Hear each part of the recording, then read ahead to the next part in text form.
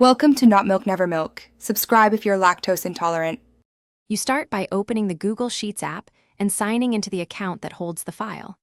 Once the spreadsheet loads, tap it to open and swipe to the sheet containing the row you want removed. Tap the gray row number at the far left to select the whole row. This is essential because mobile commands act on that selection. Make sure the selection highlights the full row and not a single cell, since deleting needs the row header selected to access row-level options. You now reveal the row actions. After the row header is selected, either long press or single tap, and then tap the three-dot menu icon that appears. Once the menu opens, scroll if needed and choose Delete Row. This removes the selected row and shifts rows below upward. That's why you select the header first, so you don't delete a single cell by mistake. If you selected multiple row headers, Delete Row removes all selected rows in one action, which is faster for contiguous deletions. You finish by checking the on-screen snack bar.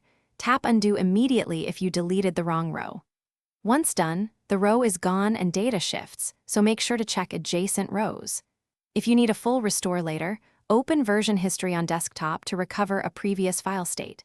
If delete controls are missing or the row header won't select, update the Google Sheets app and retry.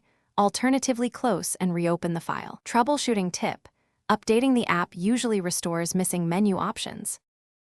Thanks for watching. If this was helpful, leave a like and consider subscribing. See you next time.